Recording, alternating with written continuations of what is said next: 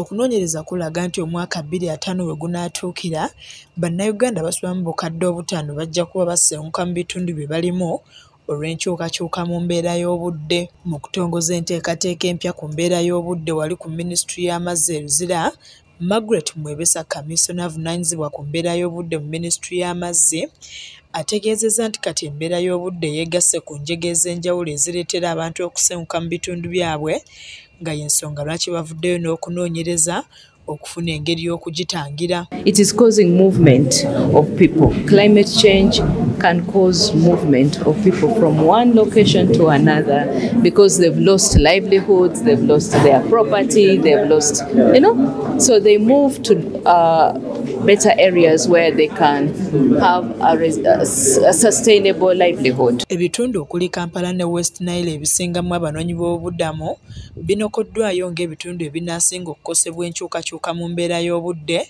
we gunaatuukira omwaka 2005, ng'ate embeera y'obudde Kkalamojja yeesuubira okwongera okutereera. Mwebesa agamba nti okunoonyereza kuno kugenda kuyamba nnyo gavumenti mu kwetegekera ebigwa bitalaze. So what we've come up with, the blueprint, is going to help us in planning for climate mobility, and also it is going to help us when it comes to preparing our national development. Wabula nasabye disitulikiti ez'enjawulo nazo okuba n'enteekateeka zaazo ez'okwanganga okukyukakyuka mu mbeera z'obudde nga zeesigama ku kunoonyereza kuno kwe bakoze, era n'asaba gavumenti okuvujjirira ebintu ebisaanidde okukolebwa okulongoosa embeera z'obudde. All local governments should develop climate change action plans, and those climate change action plans should talk about all these that the districts are undergoing. So this is very important. Fred Onduri akuliddemu okunoonyereza kuno